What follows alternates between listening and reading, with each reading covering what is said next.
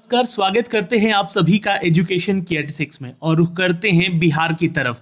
बिहार में बम्पर बहाली आने वाली है, शिक्षकों की बहाली होने वाली है। अगर आपने अभी तक अपना जो भी डॉक्यूमेंट्स रेडी नहीं रखा है तो थोड़ा ध्यान रखिएगा। आपको अपना सारा डॉक्यूमेंट्स क्लियर करके रखना होगा ताकि आप जो है बिहार के इस बहाली की प्रक्रिया में पार्टिसिपेट कर सकें। अब आपके पास डॉक्यूमेंट्स क्या क्या होनी चाहिए और किस नियमावली से, क्योंकि यहाँ पे बोला जा रहा है कि एक नया नियमावली बनाया जा रहा है जिसके तहत आपकी नई नियुक्तियां होंगी उन सभी छात्रों की। 7वें चरण का ये प्रक्रिया होगा, इसमें आप लोगों की रिक्रूटमेंट होगी।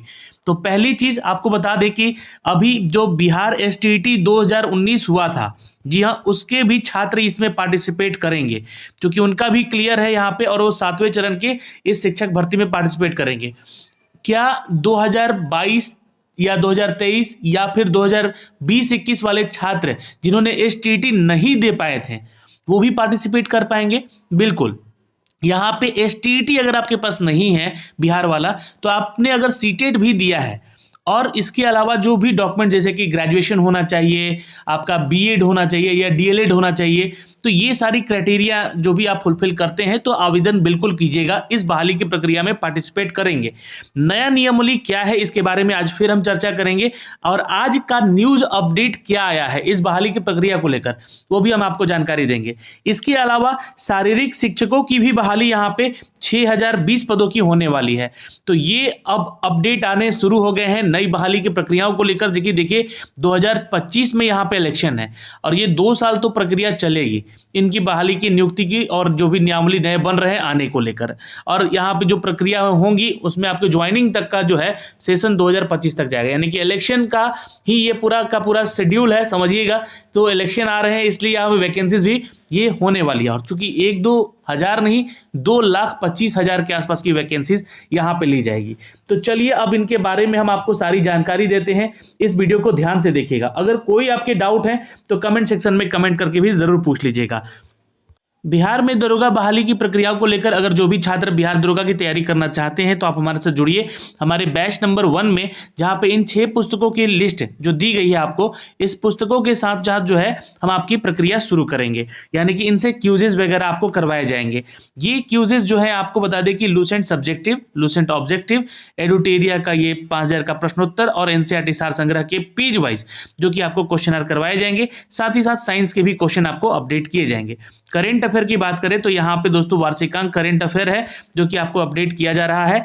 1 फरवरी से ये शुरू हो चुका है और 10 फरवरी तक ये करेंट अफेयर का सीरीज सिर्फ चलेगा क्योंकि बीपीएससी का एग्जाम है 12 तारीख को और 14 तारीख से यानी कि 14 फरवरी से जो है आपका इन सभी के क्यूज टाइम टू टाइम दिए जाएंगे। टाइम का शेड्यूल जो है आपको टेलीग्राम पे बताया गया है, तो आप लोग भी पेड बैच में ज्वाइन कीजिए, इस नंबर पे पेमेंट कीजिए और जो है इसी नंबर पे आप स्क्रीनशॉट भी भेज दीजिएगा और यहाँ पे आपको ये पेमेंट करना होगा जिसके जरिए आप यहाँ पे इस क्यूज में जुड़ सकेंगे। तो खबरों पे आते हैं और सबसे पहले जो नई वैकेंसी है उसके बारे में चर्चा करते हैं। 6020 पदों पर शारीरिक शिक्षकों की भर्ती होगी। 11 जिलों में अभी ये रिक्तियां जारी की गई हैं। आपको बता दें कि 6020 शारीरिक शिक्षक यानी कि फिजिकल टीचर, सह स्वास्थ्य अनुदेशक, ये पोस्ट का नाम है, उनका नियुक्ति होगी। राज्य सरकार ने इसकी तैयारी भी शुरू कर दी है। आपको बताना चाहेंगे इसके बारे में सारी जानकारी जो कि अप टू डेट की जा रही है लगातार, और इसके लिए जिलावार यानी कि हर एक जिला वाइज जो है और कोटिवार यानी कि आपका जो कैटेगरी है उनके अनुसार रिक्तियां जारी की जाएंगी। सूची भी बनाई गई है। नियुक्ति की प्रक्रिया आरंभ की जाएगी। पिछले दिनों 8,386 पदों के लिए चयन प्रक्रिया शुरू की गई थी, जिनमें से 3500 छात्रों का सफल घोषित किया गया, उनकी नियुक्ति ली गई, लेकिन इनमें मात्र अभी 2,366 ही नियुक्त हो सके हैं। आपको बता दें कि 1134 अभ्यर्थी शेष रह गए हैं। अगली नियुक्ति की प्रक्रिया में इन्हें अवसर भी मिलेगा। उस समय सीमावर्ती जिलों में तो शारीरिक शिक्षक सह स्वास्थ्य अनुदेशक की नियुक्ति हो गई है और लेकिन बड़ी संख्या में जिलों में यह पद अभी भी रिक्त हैं। तो इसके लिए क्या एलिजिबिलिटी क्राइटेरिया होती है भाई शारीरिक शिक्षक के लिए? तो आपके पास देखिए, एक तो नेशनल लेवल पे कहीं ना कहीं आपका सर्टिफिकेट होना ज़रूरी है, या फिर स्टेट लेवल पे हो या नेशनल लेवल पे। आपका फिजिकल टीचर है तो कहीं ना कहीं किसी गेम में आपका जो है इन्वॉल्वमेंट होना चाहिए, यानी कि आप उससे जुड़े हुए होना चाहिए उस खेल से, उसका सर्टिफिकेट भी यहाँ पे मांगा जाएगा। ग्रेजुएशन होना चाहिए पहली चीज़ किसी भी डिसिप्लिन में, और आपका जो है फिजिकल एजुकेशन को लेकर एज ए सब्जेक्ट एक पेपर होना भी चाहिए। तो ये क्राइटेरिया है। यहाँ पे इसके लिए आवेदन करने को लेकर। आपको बता दें कि अब सरकार जो है नए सिरे से शारीरिक शिक्षक और सह स्वास्थ्य अनुदेशक की नियुक्ति की योजना पर काम कर रही है। प्रयास यह होगा कि यहाँ पर सभी जिलों में आवश्यकता अनुसार इनका चयन करके इनकी नियुक्ति की प्रक्रिया कर ली जाए। तो ये एक छोटा सा अपडेट हिंदुस्तान खबर की तरफ से आया हुआ है दोस्तों, जहाँ पे पटना के सहित 11 जिलों में सर्वाधिक रिक्तियां हैं। इनमें पूर्वी चंपारण में 344 है, मुजफ्फरपुर में 291 है, 255 आपका मधुबनी में है, 240 समस्तीपुर में, 232 वैशाली में, 226 सीतामढ़ी और 221 यहाँ पर सीतामढ़ी में है, और पटना में 219 है, सारण में 218 है, दरभंगा में 215 है, पूर्णिया में 205 है। ये कुल प्रक्रियाओं में अगर हम बात करें तो रिक्तियां अभी खाली हैं फिजिकल टीचर को लेकर। तो फिजिकल टीचर के लिए एलिजिबिलिटी हमने बता दी, ग्रेजुएशन पहला चीज। दूसरा चीज कि फिजिकल एजुकेशन में आपका सर्टिफिकेशन होना चाहिए, या आप नेशनल या स्टेट लेवल पे कहीं गेम खेले हुए हैं उससे, तो आपको यहाँ पे जो है क्वेश्चन मतलब कि आपका जो है क्वालिफिकेशन मांगा जाएगा। ठीक है, आगे बढ़ते हैं। आज की इस दैनिक भास्कर के अपडेट से देख सकते हैं 8 फरवरी का ये अपडेट है। 2 लाख शिक्षकों की बहाली के लिए नियुक्ति नियमावली का ड्राफ्ट भी तैयार हो चुका है। यह नया ड्राफ्ट क्या है, तो मैंने आपको एक वीडियो में परसों ही बताया था कि शिक्षकों की बहाली की प्रक्रिया को लेकर यहाँ पे कौन कौन सी चीजें रखी जा रही हैं, सामने आ रही हैं। तो देखिए, शिक्षा विभाग ने शिक्षक नियुक्ति नियमावली 2023 ड्राफ्ट सामान्य प्रशासन विभाग को भेज दिया है, यानी कि आपका सारा रोस्टर जा चुका है। सामान्य प्रशासन विभाग से लौटने के बाद विधि और वित्त विभाग द्वारा भी जाएगा, यानी कि चूंकि भाई वहीं से हमें पैसा मिलेगा तभी तो ये बहाली की प्रक्रिया शुरू कर पाएंगे ये लोग। तीनों विभागों से प्रक्रिया पूरी होने के बाद नियमावली जो है कैबिनेट भेजा जाएगा। नई नियमावली के आधार पर प्रारंभिक से लेकर उच्च माध्यमिक स्कूलों में करीब 2 लाख से अधिक शिक्षकों की बहाली होनी है। नई नियमावली में प्रावधान यह है कि पंचायत और नगर निकायों के माध्यम से नहीं अब होगा, ये मैंने आपको उस लास्ट वीडियो में बताया था, बल्कि आयोग जो है अब बीपीएससी या फिर बिहार एसएससी या फिर विद्यालय सेवा आयोग के संभावित यहाँ पे आपसे करवाएगी बहाली। हो सकता है कि इसके माध्यम से हो। नई नियमावली से आपको फायदा क्या होगा कि भाई इसका एग्जाम होगा, फिर एग्जाम होने के बाद आपका सिलेक्शन प्रोसीजर यहाँ पे किया जाएगा। तो उनमें क्या होगा कि जो भी छात्र 2019 एसटीईटी नहीं दिए थे उनको भी यहाँ पे मौका मिल सकेगा। तो ये नियमावली है। ठीक है, आपको बता दें कि इकाई बल्कि यहाँ पे आप बता दें कि 9222 के बदले सिर्फ अभी जिला में 38 बहाली हुई इकाइयां हैं, जिसको लेकर शिक्षकों के स्थानांतरण और सर्टिफिकेट रख रखाव को समस्या भी अब नहीं होगी, क्योंकि ये सारा काम जो है आयोग के जिम्मे रहेगा। शिक्षकों पर शिक्षा विभाग का सीधा नियंत्रण होगा, और सबसे पहले हाई स्कूलों में करीब 1,22,000 शिक्षकों की बहाली होगी। फिर उसके बाद प्रारंभिक स्कूलों में 80,257 शिक्षकों की बहाली होगी।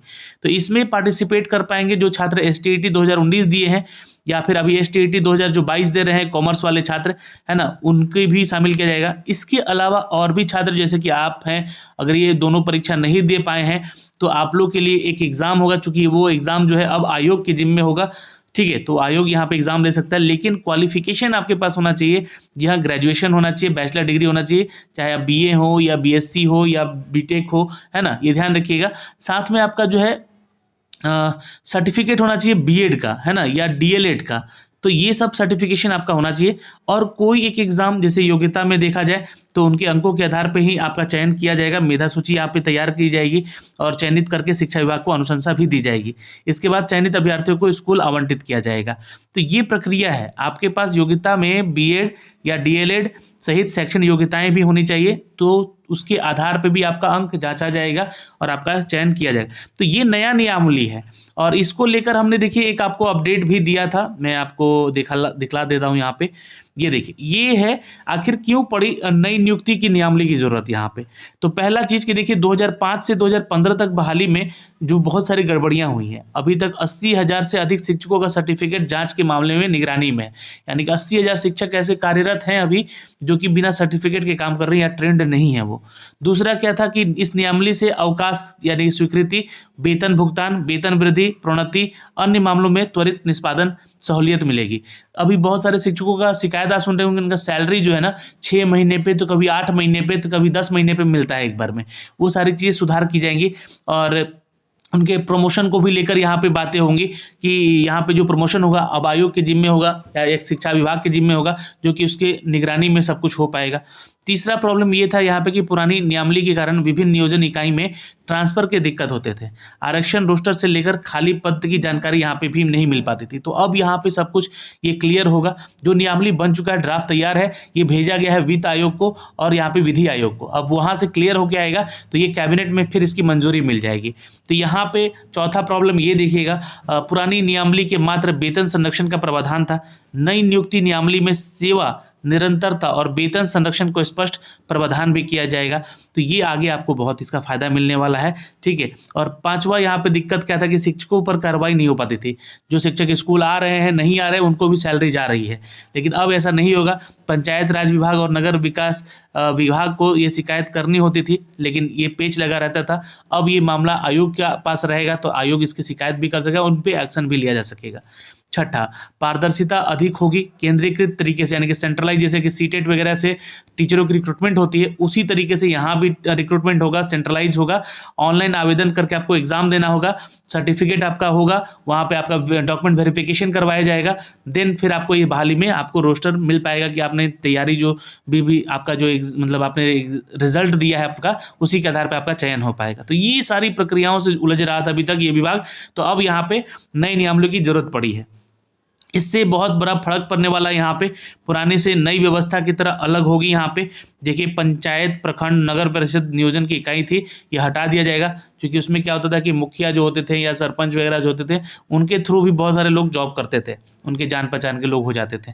तो अब वो चीज़ें हटेगी। यहाँ पे बीटेट, सीटेट और एसटीटी रिजल्ट में मिले अंकों के आधार पर 60% का वेटेज भी आपको यहाँ पे दिया जाएगा। तो ये एक अच्छी बात है। शैक्षणिक प्रशैक्षणिक योग्यता, ये जो कि मैट्रिक से पीजी तक का है, आपका डीएलएड और बीएड का डिग्री है, उसका 40% वेटेज यहाँ पे मिलेगा। ये आपका एग्जाम होने के बाद, ठीक है। अंतिम तौर पे संबंधित आयोग के द्वारा विभाग के परामर्श वेटेज का अंक भी मिलेगा, ताकि क्रीम स्टूडेंट को हटा जा सके और उनको नौकरी दिया जा सके, ताकि वो टीचर बन के जो है आगे दूसरों का भविष्य बना सके। तो यहाँ पे देख लीजिएगा कितने कौन कौन से विभाग में पद हैं, मैंने अभी आपको बताया भी था। प्रारंभिक स्कूलों में लगभग 80,000 और उच्च माध्यमिक और माध्यमिक मिला के करीब करीब 1,22,000 की है। तो मान के चलिएगा 2,25,000 के आसपास की पूरी बहाली की प्रक्रिया यहाँ पे होने वाली है दोस्तों, जिसकी योग्यता भी हमने बताई है, कैसे क्या आपका सिलेक्शन प्रोसीजर होगा। और इस बहाली की प्रक्रिया को लेकर आज भी एक न्यूज़ नोटिफिकेशन आया है, तो इसमें बताया गया है कि ये नियमावली को 7वें चरण की प्रक्रिया में लिया जाएगा। और आपको बता दें कि ये सारा चीज़ जो है विधि आयोग और वित्त आयोग को भेजा गया है, वहाँ से मंजूरी मिलेगा, फिर कैबिनेट में आएगा, कैबिनेट से इसकी मंजूरी मिल जाएगी। तो मार्च तक जो है ये बताया जा रहा है कि अगले 2 महीने में, मार्च या अप्रैल तक जो है ये सारी चीज़ें, रोस्टर जो आपका सारा क्लियर हो जाएगा। और उसके बाद यहाँ से प्रक्रिया शुरू हो जाएगी आपकी नई भर्ती को लेकर, नई नियुक्ति को लेकर, जो कि यहाँ पे इसमें अपडेट किए गए हैं। यहाँ पे नए वैकेंसी सारे शिक्षकों का भी बता दिया हमने आपको, सारा डिटेल यहाँ से अपडेट किया। फिर भी अगर आपका लगता है कोई डाउट है तो आप कमेंट सेक्शन में कमेंट करके हमसे ज़रूर पूछ लीजिएगा। जय हिंद साथियों, मिलेंगे आपसे अगले वीडियो में।